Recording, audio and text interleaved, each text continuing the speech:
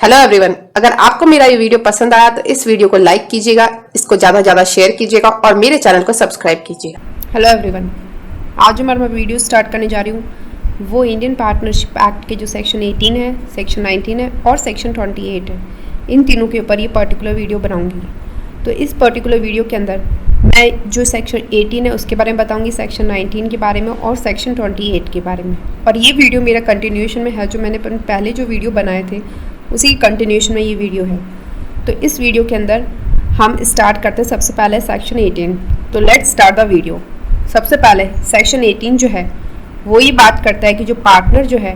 वो क्या है, वो एजेंट है फर्म का। और वो किस लिए एजेंट है? उस पर्पज़ ऑफ बिजनेस के लिए, जो भी बिजनेस कर रही है उस फर्म का। तो मतलब कि क्या है कि वो पार्टनर जो है वो एजेंट है उस फर्म का, और उस बिजनेस के पर्पज़ के लिए जो वो फर्म कर रही है उसके लिए वो एजेंट है। पार्टनर क्या है? वो भागीदार फर्म का अभिकर्ता। इस अधिनियम के उपबंधों के अधीन यह है कि भागीदार जो है फर्म के कारोबार के प्रयोजनों के लिए फर्म का अभिकर्ता होता है। मतलब कि जो भी ना उसके फर्म के प्रयोजन है उनके लिए वो पार्टनर जो है, जो भागीदार है, वो उसका अभिकर्ता होता है। और ये बात सेक्शन 18 के अंदर बता रखी है। तो हम इसे कह सकते हैं कि सेक्शन 18 के अंदर बेसिकली जो बात बताई गई है वो है कि पार्टनर जो है वो एजेंट है उस फर्म का, और वो बिजनेस के लिए उस फर्म के वो एजेंट होता है। फिर उसके बाद में सेक्शन 19 जो है वो ये बात करता है कि जो सेक्शन 19 है उसके अंदर ये दे रखा है कि जो ये एक्ट है उस पार्टनर के, जो भी वो कर रहा है और वो किस लिए कर रहा है, यूजुअल वे में कर रहा है उस बिजनेस के लिए, उस काइंड का जो भी फर्म कर रही है, तो वो जो एक्ट जो पार्टनर कर रहा है वो उस फर्म को बाइंड करेगा। मतलब कि जो भी इसने एक्ट किया है पार्टनर ने, और वो डन किया उसने यूजुअल वे में, और वो इसलिए कर रहा है ताकि उस बिजनेस जो फर्म का है वो हो सके, उसको कैरी ऑन करने के लिए, तो वो जो भी एक्ट होगा उसका वो उस फर्म को बाइंड करेगा उसका एक्ट। और यहाँ पर ये बात बता रखी है कि जो अथॉरिटी है उस पार्टनर की फर्म को बाइंड करने की, जो इस सेक्शन के अंदर 19 में दे रखी है, उसे उसकी इम्प्लाइड अथॉरिटी कहा जाता है। मतलब ये जो अथॉरिटी पार्टनर की है फॉर्म को बाइंड करने की, इस अथॉरिटी को हम इम्प्लाइड अथॉरिटी कह सकते हैं। सेक्शन 19 जो है वो ये बात करता है कि भागीदार का फॉर्म के अभिकर्ता के नाते जो विवक्षित जो प्राधिकार है उसके बारे में, और ये धारा जो 22 है उसके उपबंधों के अधीन रहते हुए है। मतलब कि जो सेक्शन 22 है जिसमें mode of doing act they रखा है जो फॉर्म को बाइंड करते हैं, तो उनके बारे में, मतलब सेक्शन 22 को उसके जो उपबंध है उनको अधीन होते हुए भागीदार का ऐसा कोई कार्य है जो उस किस्म के कारोबार को, जैसा फर्म चलाती है, प्रायिक रीति में चलाने के लिए किया गया है, तो वो फर्म को वो आबद्ध करता है उसका एक्ट। और फर्म को आबद्ध करने का भागीदार का जो प्राधिकार है जो इस धारा द्वारा प्रदत्त है, तो उसको क्या कहेंगे हम? उसका विवक्षित प्राधिकार कहेंगे हम। वो उसका विवक्षित प्राधिकार जो है वो कहलाता है, वो उसका इम्प्लाइड अथॉरिटी उसकी मानी जाती है उसको। ऐसी कोई अथॉरिटी है जो फर्म को बाइंड करती है और वो इस सेक्शन के अंदर जो सेक्शन 19 है उसमें दे रखी है, तो उसे वो हम इम्प्लाइड अथॉरिटी कहेंगे। और इसके अंदर फिर जो नेक्स्ट जो बात की गई है वो ये बता रखा है कि अगर कोई यूजर्स या कस्टम नहीं है ट्रेड के कॉन्ट्ररी में, अगर एब्सेंट है कोई यूजर्स या कस्टम ट्रेड के इसके अगेंस्ट में, कॉन्ट्ररी में, तो इम्प्लाइड अथॉरिटी जो पार्टनर की है वो उसको एम्पावर नहीं करेगी। इसके अंदर जो पार्टनर जो है वो उसकी ये वाली अथॉरिटी नहीं है कि वो क्या नहीं करे, ये सारी चीज़ें वो नहीं कर सकता, एम्पावर नहीं है वो करने के लिए। तो वो सबसे पहले जो चीज़ है जो ए में दे रखी है वो है सबमिट करना डिस्प्यूट आर्बिट्रेशन को। मतलब कि वो कोई भी डिस्प्यूट जो है उसे वो आर्बिट्रेशन को सबमिट नहीं कर सकता, उसके पास ये पावर नहीं है। मतलब फर्म के कारोबार से संबंधित किसी भी विवाद को मध्यस्थ के लिए निवेदित करे, ये वो एम्पावर नहीं है ये करने के लिए। इसे हम ABC वाटे के तौर पर याद कर सकते हैं, जिसमें ना आर्बिट्रेशन का जो है वो A है, जो यहाँ पर हमने ABC वाटे में यूज़ किया है। और उसके बाद में दूसरा है जो B है, वो है ओपन करना बैंक अकाउंट, जो भी फर्म के बिहाव पर अपने खुद के नाम पर, वो कोई भी बैंक अकाउंट ओपन नहीं कर सकता फर्म के बिहाव पर, अपने खुद के नाम पर नहीं कर सकता वो। मतलब फर्म की ओर से बैंक में स्वयं अपने नाम में खाता खोले, ये भी वो एम्पावर नहीं है करने के लिए। इसमें जो बैंक अकाउंट है उसका बी हमने यहाँ पर ABC वाटे में यहाँ पर बी इसका यूज़ किया है। उसके बाद में सी है जो है कॉम्प्रोमाइज़ या रिलिंक्विश करना क्लेम या पोर्शन क्लेम का। मतलब कि किसी भी फर्म द्वारा किए गए किसी दावे या दावे के किसी भाग का समझौता करे या उसे त्याग दे, वो भी इसके पास में पावर नहीं है करने की। जो पार्टनर है उसके पास में, उसकी इम्प्लाइड अथॉरिटी के अंदर ये पावर नहीं है उसकी। फिर उसके बाद में इसमें सी जो इसका कॉम्प्रोमाइज़ का सी है वो यहाँ पर ABC वाटे में यूज़ कर लिया हमने। फिर उसके बाद में जो विड्रॉ करना किसी सूट को या किसी प्रोसीडिंग को जो फाइल हुई है फर्म के बिहाफ पर, मतलब फर्म की ओर से फाइल किए गए किसी वाद या कार्रवाई जो है उसका प्रतिहरण करे, वो ये भी उसके पास में पावर नहीं है पार्टनर के पास, उसकी इम्प्लाइड अथॉरिटी के अंदर वो ये एम्पावर नहीं है करने के लिए। फिर ई है, वो है कि एडमिट करना किसी लाइबिलिटी को किसी सूट या प्रोसीडिंग के अंदर। तो इसमें मतलब किसी भी तरीके की कोई भी लाइबिलिटी किसी सूट में किसी प्रोसीडिंग में फर्म के अगेंस्ट उसको वो एडमिट नहीं कर सकता। फर्म के विरुद्ध किसी वाद या कार्रवाई में कोई भी दायित्व जो है वो स्वीकृत करे, ये भी इसके पास में पावर नहीं है। फिर उसके बाद में एफ जो है वो ये बात करता है कि कोई भी एक्वायर करना इमोरल प्रॉपर्टी को, मतलब कि ये भी इसके पास में पावर नहीं है कि वो क्या नहीं करे, वो किसी भी तरीके की कोई भी इमोरल प्रॉपर्टी जो है फर्म के बिहाफ पर वो एक्वायर करे, फर्म की ओर से किसी भी स्थावर संपत्ति को अर्जित करे, ये भी इसके पास में पावर नहीं है। फिर उसके बाद में जी में है कि ट्रांसफ़र करना किसी इमोरल प्रॉपर्टी को जो बिलोंग करती है फर्म को, मतलब फर्म की किसी स्थावर संपत्ति है उसे अंतरित करे, ये भी इसके पास में पावर नहीं है। उसके बाद में फिर एच जो है वो है कि पार्टनरशिप में एंटर हो फर्म के बिहाफ पर, फर्म की ओर से भागीदारी में सम्मिलित हो, ये भी इसके पास में एम्पावर नहीं किया गया इसको इम्प्लाइड अथॉरिटी के अंदर कि वो पार्टनरशिप में एंटर हो फर्म के बिहाफ पर।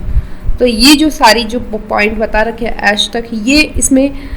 इसकी इम्प्लाइड अथॉरिटी के अंदर पार्टनर के नहीं है और वो इसमें एम्पावर उसको नहीं करते उसकी इम्प्लाइड अथॉरिटी के अंदर कि वो ये काम करे। लेकिन अगर कोई यूजर्स या कस्टम है कॉन्ट्ररी में, इसके अगेंस्ट जो कोई यूजर्स कस्टम है तब वो कर सकता है, वो उसकी इम्प्लाइड अथॉरिटी के अंदर ये पावर हो सकते हैं। वरना अगर वो एब्सेंट है ही नहीं कोई,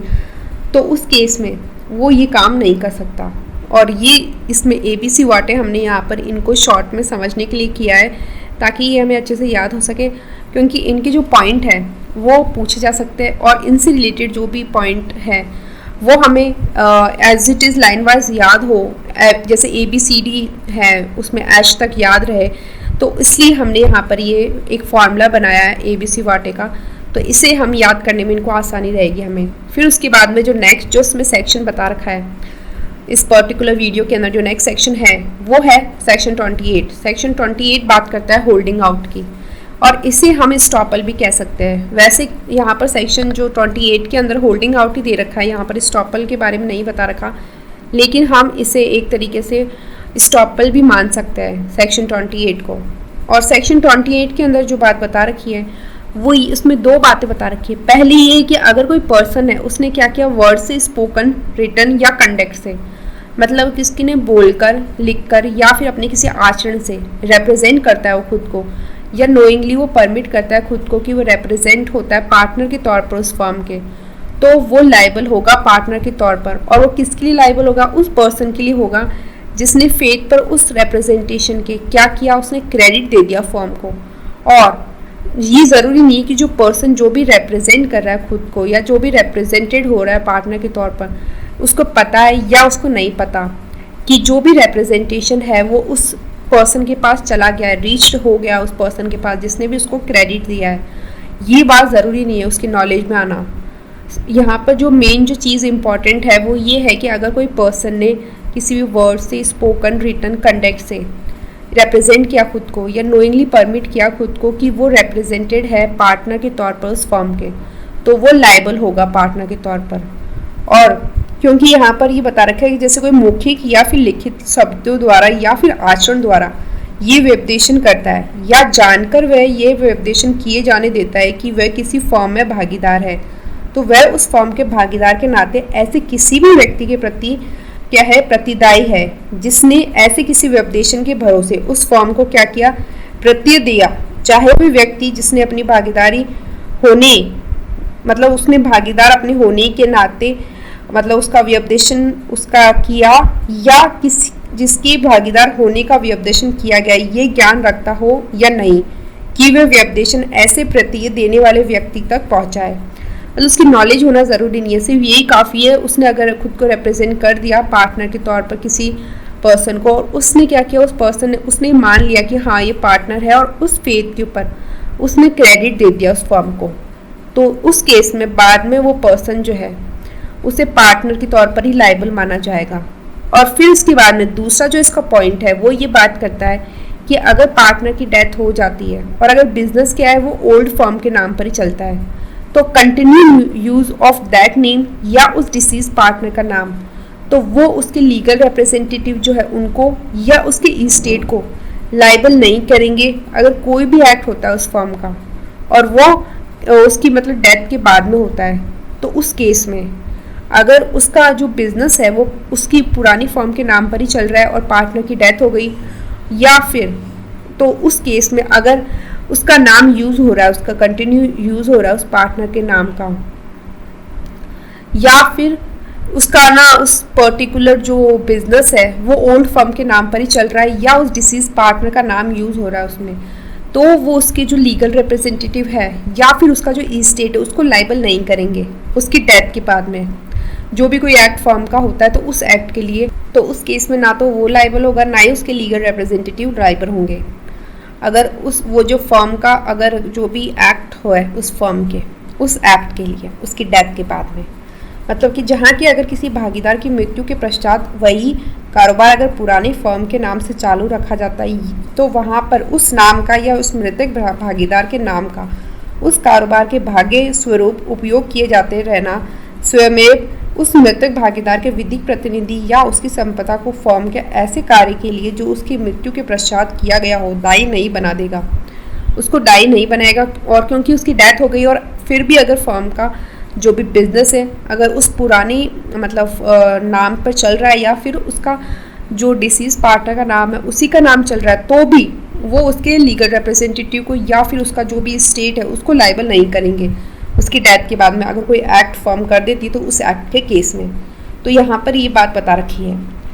और इसके अंदर बेसिकली जो सेक्शन ये बता रखा है 28, इसे हम स्टॉपल भी कह सकते हैं एक तरीके से। जो इंडियन एविडेंस एक्ट के अंदर जो स्टॉपल दे रखा है वो स्टॉपल से ये थोड़ा थोड़ा मिलता जुलता है, क्योंकि यहाँ पर भी एक तरीके से रोका जा रहा है उसको कि वो है ना अपना एक बार अगर उसने है ना पार्टनर ने कोई भी चीज़ रिप्रेजेंटेशन अपना कर दिया कि वो पार्टनर है तो उसके बाद में वो मूव कर नहीं सकता, वो लाइबल होगा उसके लिए फिर। और लेकिन यहाँ पर हम स्टॉपल के तौर पर इसको यूज़ नहीं कर रहे इस वर्ड को, यहाँ पर हम होल्डिंग आउट बता रहे हैं इसको। यहाँ पर जो वर्ड जो यूज़ किया जा रहा है इसमें